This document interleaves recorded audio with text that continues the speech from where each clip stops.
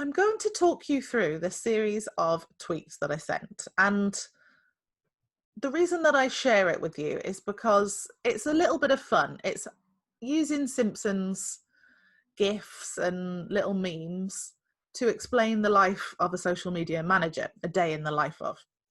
But also, I think it kind of explains my philosophy and a way of thinking about the work that we do that I thought would be useful to go through with you. So I think as a social media manager, we have to put up with all sorts of things that other people that don't do our job don't really understand about what we do. They don't understand the barriers. So often you'll get people when you say, I do social media for a living, they'll say, oh, what, you just sit around on Facebook all day? That sounds amazing. I could do that. And you're like, could you? Could you really? Okay. And then you'll get people saying, oh yeah, well, I do social media as well, because I get loads of engagement on my Facebook page around this thing that I love. And you're like, well, yeah, that's brilliant, but you're not being paid to promote something. You're indulging in your passion, which is fantastic, but it's not quite the same as our job, which is a little bit harder. And there's loads of misunderstandings from our colleagues sometimes or our clients around how easy or not easy it is to get stuff done, which kind of pins into that idea of, oh, like, make this go viral for me or whatever. So I'm going to talk you through these tweets. A day in the life of a social media manager explained by The Simpsons. So the first one, the boss wants to make you a video and they say, it'll only take you a few minutes. And this is kind of a massive problem, I think, for most people who work in communications generally and in marketing, where people do not understand how things that are well produced or even not, really, really raw, they're not as simple as they look. So because you had a nice, simple experience of engaging with that piece of content, because you enjoyed it so much and you thought that was a lovely way to spend 3 minutes, you think that's a quick video because it took me a little while to it didn't take me long to consume, so it didn't take long to make. Well, this is just so inaccurate. We all know how long it takes to make a video. There's the filming, there's the planning, there's the editing, there's all the glitches and things that go wrong along the way. That is not how it works at all. So I just wanted to kind of talk about this one to make you realize you're not alone when you have these ideas. And when someone says to you, it'll only take a few minutes, or, do this thing for me, it won't take you long, to push back and educate that person to say, I know that it seems like quite a quick thing to do, but there's a huge amount of work that you don't know about that goes into this thing. And to make sure that you voice that, because sometimes it can be easy to just think, oh God, they just want me to do it and I better get on and do it.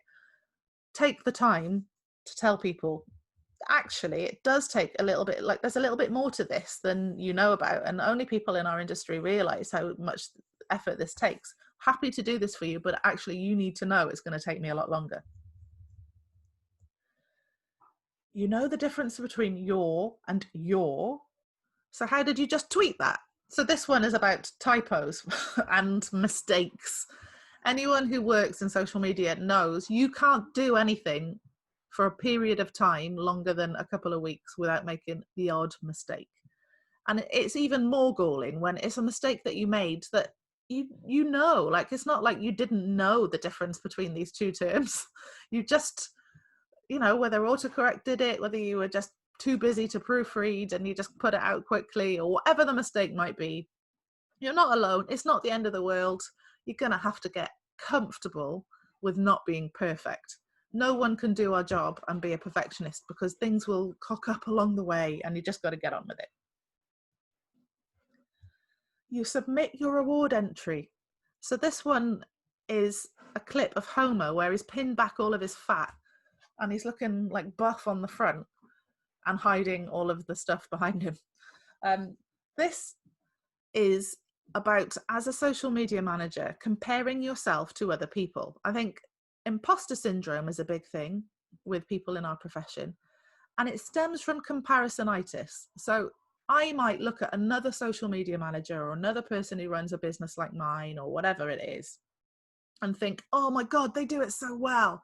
Like, oh, they win awards, and look at what they did. They've created all of this engagement, and they've done all of this brilliantly, and I wish I could do it that well, and oh, I'm not good enough, I'm not doing things as well as I should. The point being that everybody else is cocking things up in the background. They're making mistakes, they're pinning back their metaphorical lard behind them and saying, this is, they're presenting the things that they want you to see, which are not untrue. It is what they've achieved, but also they will have had a whole load of different things go on along the way. They will have made mistakes that they don't tell you about or you didn't notice. They will have had bosses behind the scenes who tell them that they hate it, that it's rubbish, and you can get all these accolades. I know I've experienced this before in my career, where I've done a piece of work that's got all the accolades, engaged my audience brilliantly, and I've got people in departments in the place that I work going, I don't like that, it's not appropriate, or whatever. And I always say this, but you don't have to like it if it's not for you. Thank you, colleague, for your feedback, which was highly negative. I didn't make it for you, so I appreciate that you don't like it, but the people that I made it for really did. So sometimes we can get into this habit of looking at the way that other people do things. You might look at webinars, you might look at other case studies of what other comms and social media marketing professionals are doing and think, oh, I wish I could be that good. You probably are that good. It's just that you're thinking about all the things that you've done wrong and not the things that you've done right, and comparing the things you've done wrong with what other people have done right. Everyone has got a bit of bat flab pinned behind them. You talk to the senior exec team because they've messed up and a crisis is brewing. So you go in and you have a conversation and say, this thing's going to matter. And sometimes you can work with people, particular senior leaders, who just will not recognize that there's a problem, and they'll go, no, it's not us, they're the problem. These people are trolls. I've often had that before, where there's a problem going on, and that problem might well be to do with the way that the business is running. It might be that a service isn't right, that you've got a really unfriendly member of staff, or something is not happening right in the organization, and you go and point out this failing to senior execs, and they'll say, nah, that person's just a troll, it's fine, it'll be okay. No, you're right in this case. You always, as a social media manager, you've got your finger on the pulse, so you really understand what it is that's going wrong and how people are engaging with your services and products and whatever they might be. What I want to say about this is, don't worry, it'll happen to most people at all levels, really, in their job, where you'll go to the people that make the decisions, or you'll go to someone that you might find mildly intimidating because they have the power to hire or fire you, I suppose, or they just come across as important. And they'll tell you, no, you're wrong, it's fine, just cover it up, just overlook it, just don't get in my face. When that happens, don't lose confidence. Your judgment is probably really spot on, and you can't fight every battle. So if you can't find the confidence and the persuasive argument to win them around this time, know that as you get through your career and you become a bit bolder and a bit more confident, a bit more experienced, you might well be able to convince them next time. If you can do it now, have a bash. Don't get too frustrated if it doesn't go right, because you'll get there. Your judgment is good. You've just got to have all those little tools and tricks and confidence to be able to say to people, I recognize what you're saying, but if this doesn't get addressed, things are going to go worse. I mean, you can say that sometimes and get ignored, and then it does go worse, and then eventually they'll come back to you and say, you were right, I'll listen to you next time. You try to get to the bottom of your inbox. So you're like, oh, I finally got rid of all of my emails, I'm on top of things. And then you look, oh my God, I've got 6 more things now in there ready on my agenda. Someone else with another request, a billion things that didn't actually get finished when you thought they were, all of that kind of stuff. I see the email as like Barney being thrown out of the pub. And as soon as you've thrown him out, he's managed to like slip back into Mo's tavern. This is life. Don't try to, like, our work never ends. That is the point about being a social media manager, I think. It's never ending. There's always something to promote. There's always someone to talk to. There's always things that you've got creative ideas at the back of your mind that you want to do. If you don't recognize that there's no end to the work that you're doing, you'll never take a break and you'll never relax. Things will, you can catch up with things once you've had a lunch break.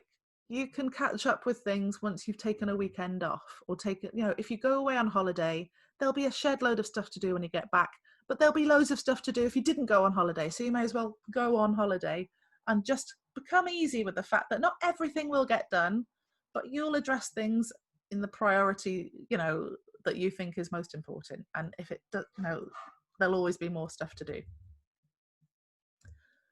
John from Accounts has an idea for a marketing slogan.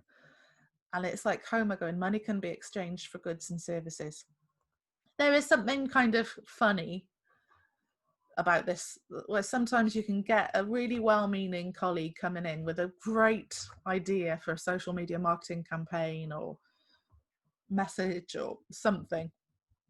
And you're like, oh my God, as if I couldn't have come up with that myself. Like, this is really, really bad. The role of a social media manager is partially to do amazing social media and partially to be the most diplomatic and charming colleague in the world, where you say, thanks, John, we love this idea. We have actually got a little project group that you can join if you want to put some of your ideas into it and it'll help inform our work.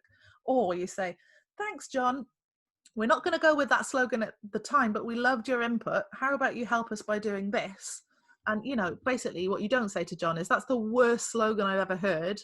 You do something that makes John feel included in your work, without having to go with the terrible idea. Your social media fans get in touch when they see the mention of your brand on the news. And he's saying, worst episode ever. Ever. There's always every brand that's doing anything that's got any visibility will always have a couple of negative Normans and negative Normas who are dying to tell you that you're crap.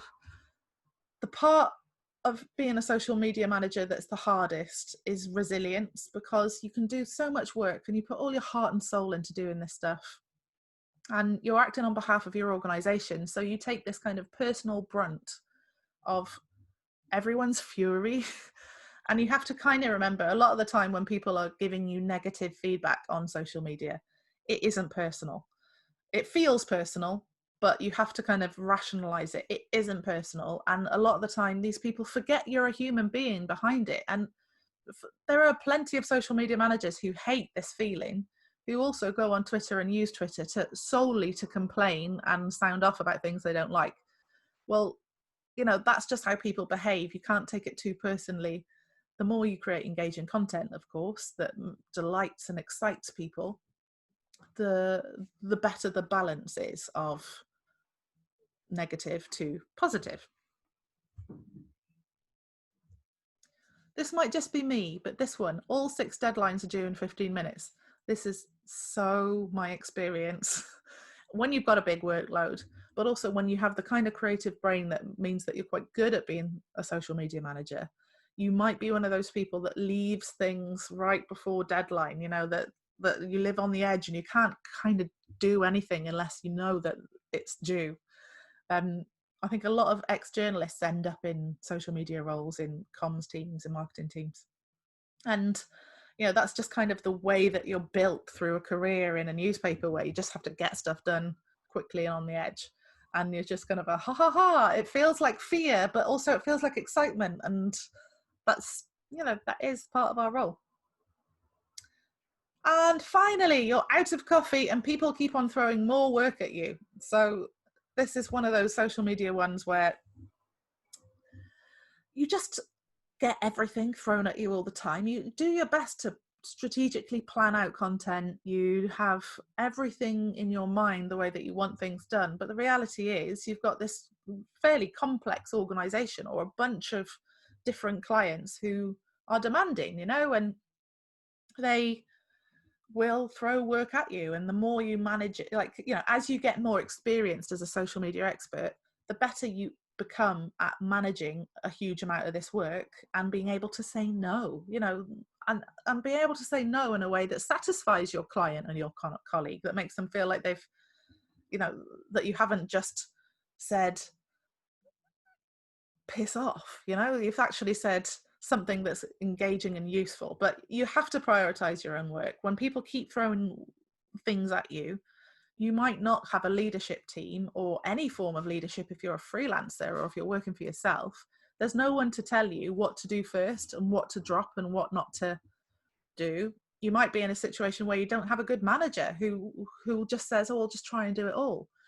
That's something that you'll get better at dealing with. When that happens, it means not that you have to do it all. It means that you've got to take the responsibility of prioritizing and thinking, if, you know, in my world, what has to get done, I'm going to address that first. If I've got time for the rest of it, I'll do it. If not, it has to go under.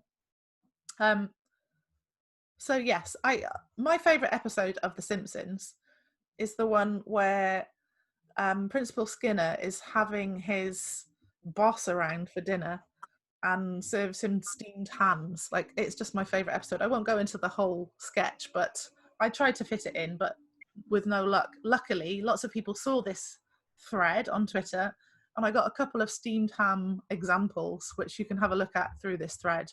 There's loads of other brilliant examples that people contributed, but I just wanted to talk a little bit about how this is a little bit of fun describing a work day in our lives, but it really is about the experience that doesn't get put onto job descriptions. It's not something that people necessarily talk about in conferences and in textbooks, but that's the reality of our job.